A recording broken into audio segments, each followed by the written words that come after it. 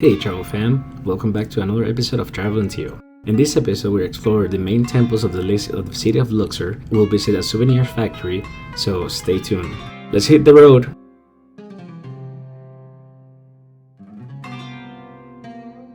Welcome to the Kula site of Menan. These are the two statues of the pharaohs Amenhotep III. They are carved from the quartzite sandstones and are famous for their association with the great mythological king Menan. The original function of the Kula site was to stand guard at the entrance to Amenhotep Memorial Temple, where he was worshipped as a god on earth, both before and after his departure from this world. TravelingTio takes over Egypt. After visiting the Kula site, we hop back on the bus on our way to visit the next temple. Would you guess which one is it? Let's hit the road!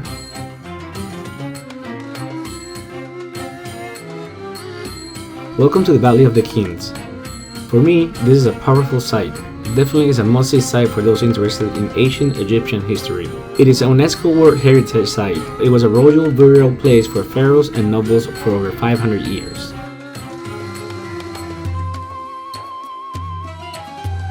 More than 60 tombs has been discovered here and is still counting.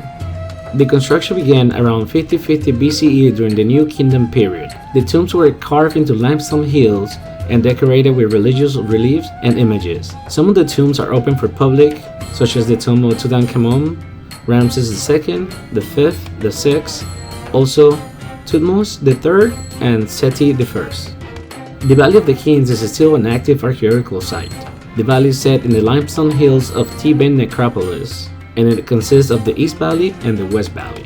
At the visitor center of the Valley of the Kings, you will see a scale model of the valley, including the depth of the tombs. Also watch a movie about the Carter's discovery of the tomb of Tutankhamun. What to know before visiting the Valley of the Kings, you ask? Well, my advice to you is to arrive early as possible to avoid crowds and the heat of the afternoon. Wear comfortable shoes because it's a hill and the tombs are very steep down. Bring some water, use the restroom before entering the visitor center, or if you have to go after, there's another one in the middle of the path. You will miss it. My tour came with 3 visits included, and then I bought an extra ticket for another one. So I saw 4 in total.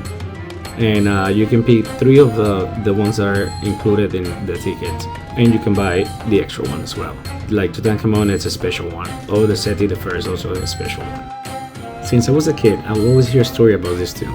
Guess what is it? The tomb of Tutankhamun, which is the only one that had his body, still has his body here as an Egyptian pharaoh from the 18th dynasty. It was discovered in 1922 by Howard Carter, an Egyptologist. The tomb is still today the most intact tomb ever found so far. The tomb entrance was hidden by debris from floating and some constructions. It contained over 5,000 precious grave goods like furniture, clothing, jewelry, even board games, iron daggers, golden sandals, and chariots. This has been one of the most impressive sights for me that I have ever seen with my own eyes. Totally worth it, so stay tuned to check out our next stop. Let's hit the road!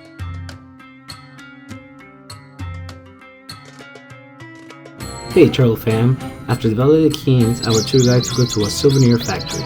We try to do that every tour company have a deal with a local manufacturer to bring tourists to show them how they do the things, and obviously the goal is to sell the items, right? This Egyptian material was a white rock, very translucent, that was used to make statues, jars, and other artifacts. Coming up next, the expert will give us some demonstration. Speak Chinese? No. Japanese? Yes, but no. Just learn. Oh, okay. Arabic? No one Arabic? No Arabic. Oh, he's not here. He's not here. Okay, I will try a little bit English. Good morning. What? If you don't mind, I'll be local guide for a few money here. Okay? First, we are family worker, and here we're doing all the kind of stone, like alabaster, like basalt, like a granite, limestone, like a granite, many kind of stone. Okay? Listen me because I have a question and we have a nice gift. Okay? First, here the famous rock here in the area, the alabaster, the marble. Here it's could be 3 color. First, this is white alabaster, we call it crystal. Brown one, we call honey color. Green alabaster, we just call it green. Okay? Yes, the white and the brown, it's like quartz. Smash. Like quartz, okay? Where we get this rock? We brought behind the mountain, big rock like this. A big piece like this, like behind you here. Okay, with no crack. From the alabaster here, we make a vase, we make a candle holder, candle, okay? Candle pyramid too. This is for a candle also, okay?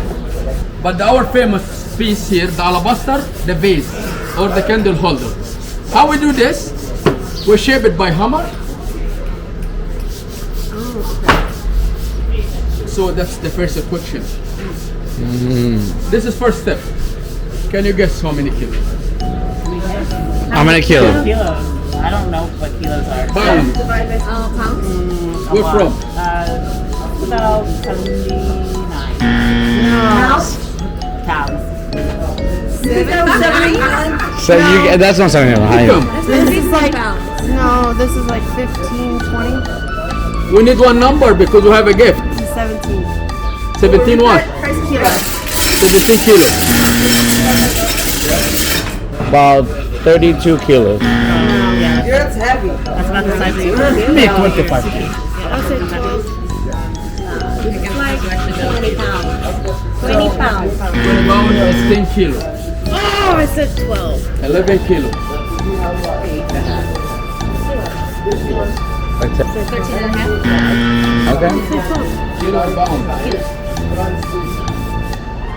You are very close. This is 7 kilograms. How much? 7. 7 kilograms. 14 pounds. 79 pounds. 14 pounds? I was going to say 15 pounds. Okay, next time. Next time. But we're still in again. We're still in again. 2 kilos. Oh, nice number. And lovely hair.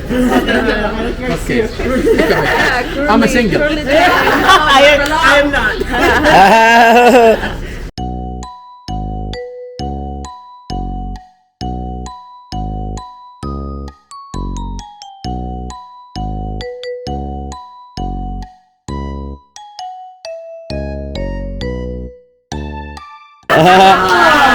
Wow. This is 400 grams.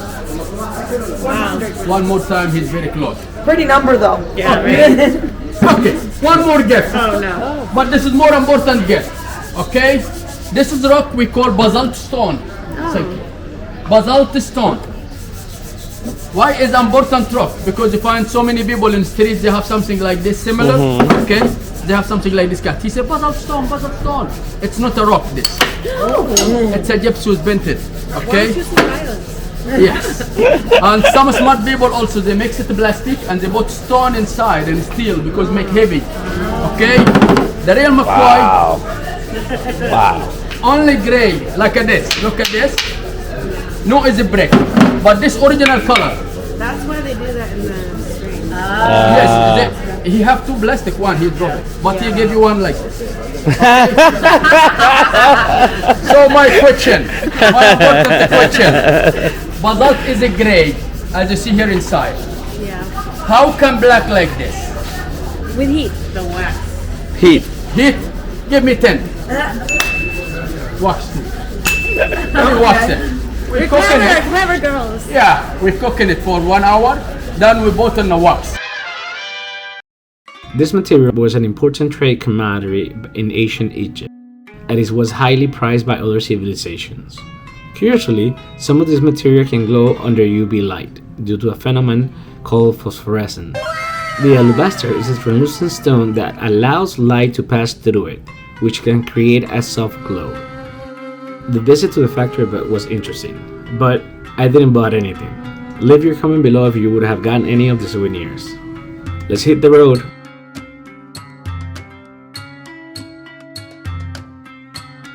Welcome to the Temple of Hatshepsut, also a UNESCO World Heritage that showcased the reign of Egypt's few female pharaohs.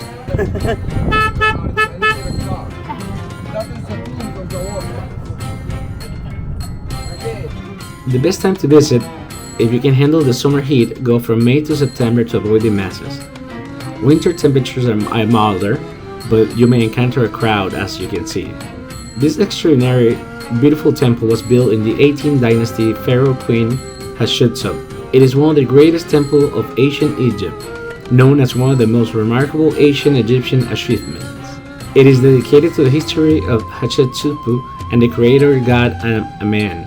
The Egyptian monarch had the duty to honor their gods and pharaohs, and to preserve their memory until eternity through the construction of tombs and temples. Queen Hatshepsut also saw the temple as a means to elevate her public image and immortalize her name. I guess she accomplished both. She was considered the daughter of a very powerful god in Egypt and ruled for about 2 decades by faking to be a man, as the Egyptians didn't allow women to be the ruler of the country. In this temple you can find 2 massive statues of the queen, each over 18 meters tall, intricate carvings showing the scenes from her life and kingdom. And the temple has an open courtyard like on the uppermost level.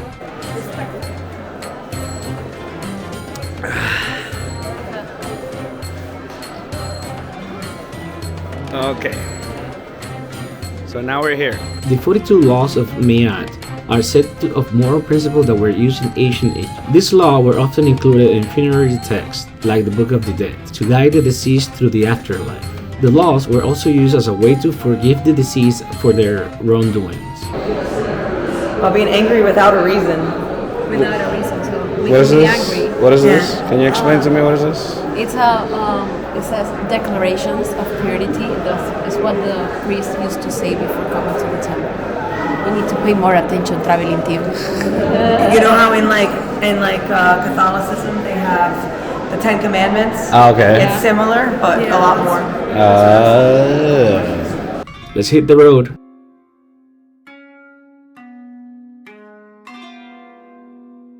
Welcome to Karnak Temple.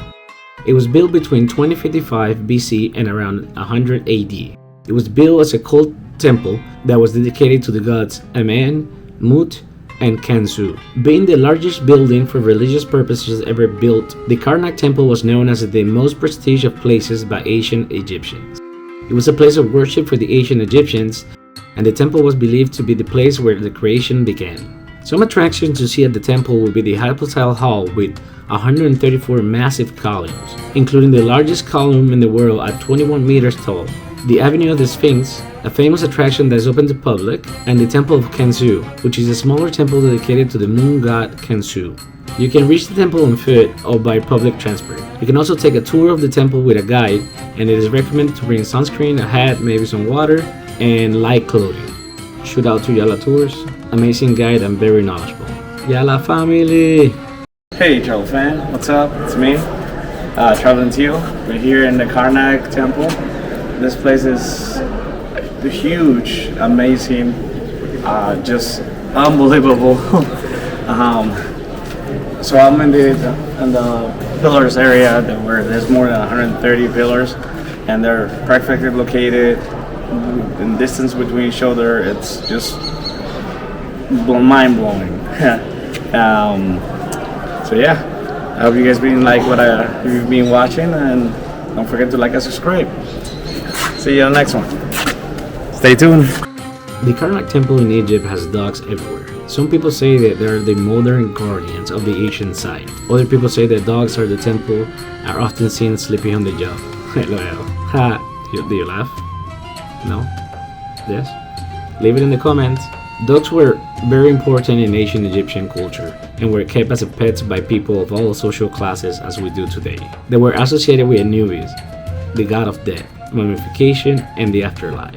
When a dog died, the family will mummify it and bury it in the family tomb. The Egyptians believed that dogs will join them in the afterlife as well. The ancient Egyptians believed that walking around the statue 3 times will bring them good luck.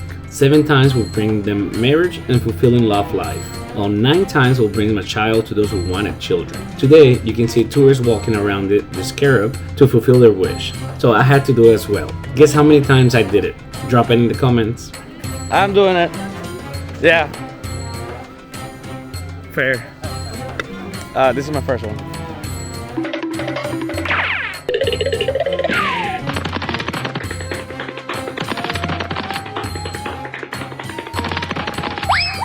I really hope you enjoyed the temples around Luxor as much as I did. As always, it's time to keep moving on to our next destination.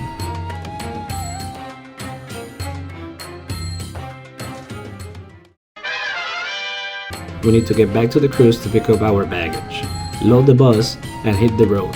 Can you guess where I'm heading next? Drop it in the comments. We just finished the first section of our Egyptian trip. Join me in the next episode at our next destination in Egypt, in a luxury resort in one of the most famous seas. Starts with a color. If you know what it is, drop it in the comments. Thank you for watching. Please like and subscribe to support my channel. Press that bell notification button to stay tuned. And don't forget to follow my social medias for more travel content. You can find me everywhere as TravelingTio. I'll see you in the next episode. Boo boo boo boo.